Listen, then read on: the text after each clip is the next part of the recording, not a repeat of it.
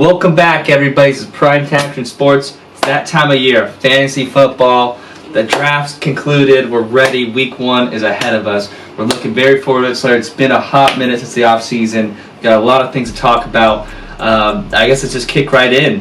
What's one headline you want to talk about from this offseason? Last time we talked, Barkley was a top free agent. He landed in Philly. Yeah. A lot of stuff has happened. What's the one thing you want to talk about?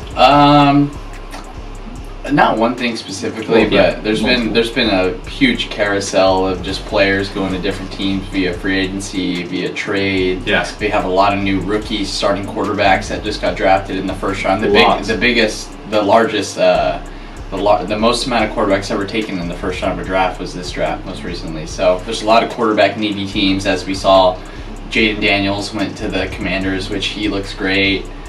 You got Caleb Williams going to the Bears first overall. He looks great. You had J.J. McCarthy, who unfortunately got hurt, which sucks, and he looked great. Bo Nix just announced starter of the Broncos. And then you got Drake May as well with the Patriots. A lot of first round picks. Yeah, so I'm interested to see on how it plays out. There's a lot of new pieces on teams. I feel like in today's NFL, the divisions are a lot more closer competitively when it comes to the amount of players, skill players, and just talented players that they have on each team. There's a few, teams out there right now that look a little weak. The Giants, one of them, the Patriots, obviously, but you never know what can happen in pro sports. So I'm excited to see it. I want to kind of shout out the Chargers because, going into this draft, everyone's talking about Malik Neighbors, but, the year before we got Quentin Johnson. Today they had some highlight reels of him in camp catching some pass from Herb. He went down a couple weeks ago. He hasn't had any preseason snaps, but it's Herb. He can figure it out. New system with Joe Harbaugh's be run heavy. You look at the preseason run game; it's pretty aggressive, and it's going to be a lot different from what we're used to. A lot of people are kind of saying that he might not be throwing the ball that much. I'm okay with that. We can run the game with Gus Bus and J.K. Dobbins and all that. It's going to be good.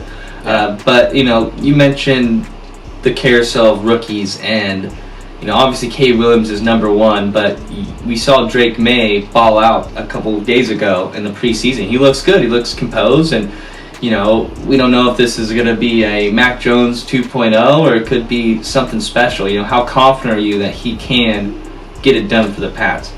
A lot of people are counting them out already. Yeah, well, based on what I've seen, it looks like Jacoby Brissett is trending in the direction to be the starting quarterback for the Patriots. However, Drake May, he's a young, talented kid.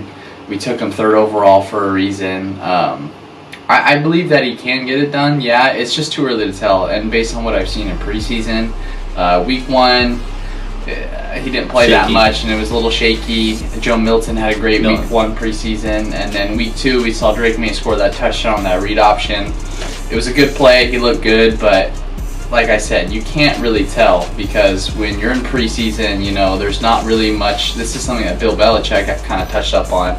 You can't really take from what you see and then, this guy's going to do this in an actual regular season game because defensively, teams aren't really scheming. They don't really have an actual scheme. They're just kind of running base coverages, base personnel, and also you got guys that, some of them are on the roster bubble, some of them are free agents, some of them are third string defenses. So you kind of just got to wait and see. It's a tough division. I feel like there's no real rush to put Drake May into the starting role. It's not like he's got stud receivers, although we do have a couple of young guys. We just drafted Jalen Polk this year, but it's going to be the same thing that we've seen from the Patriots the past few years. Very conservative football, heavy on the defense. Offensively, the past few years we've been struggling. And one thing that I did notice from that preseason game as well too, and this is my closing statement, the O-line does not look good. Shaky. The O-line does not look good. Yeah. So, as a New England fan, it's going to be tough this year, but I still got faith. But it'll be tough this year, especially with Miami. You got Aaron Rodgers coming back for the Jets, and then you obviously got the powerhouse of the Bills and Josh Allen. He's more motivated than ever to bring a Super Bowl to Buffalo. So I guess sticking to the AFC East, actually, you mentioned Aaron Rodgers. We didn't even get to see him play last year. We saw this one pass, and then he goes down with the Achilles on Monday Night Football against the Bills. And, he's older. I correct me if I'm wrong, 39 or 40. He's got to be in I think that he's in his 40s. Okay, he's in his 40s. You know, that's kind of the era where you don't see a lot of quarterbacks get it done, where it's Manning, Favre, Breeze, but you saw Brady get it done. Is he actually going to make a huge difference, you know, night and day for this Jets team? Because they revamped their O-line. Breece Hall, you couldn't even tell last year he had an ACL injury until, you know, week 3 had fallen out. Week 1, he had over 100 yards. Exactly. And you got Garrett Wilson, you know, still making plays. He's making plays with the quarterback he's had the last 3 years, and this could be the year where he skyrockets to that 1,400 yards, 12 touchdowns a pop.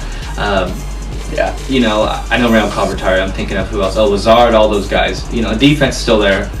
They got Mike Williams. Mike Williams, yeah, I forgot about that. Mike Williams, too. All the Chargers, all right, receivers are long gone, including Eckler and Keenan Allen. But I think it's going to make a huge difference having Aaron Rodgers throwing that football and being the commander of that offense, because, I mean, we saw him for 4 plays last season, and the Jets offense the whole year was just very, very lackluster. Right. Yeah, didn't score many points. Breece Hall was, when you got a talented player like Garrett Wilson, that guy needs the ball, and he didn't really get many opportunities.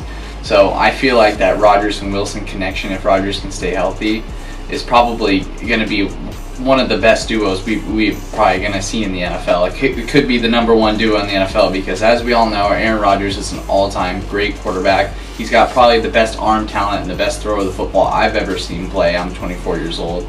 I know some respects to guys like Dan Marino and whatnot, but I mean, Aaron Rodgers, he's insane. And with a receiver like Garrett Wilson who can do it all, he can run any route, it's going to be scary to see. So I just kind of conclude that with Aaron Rodgers.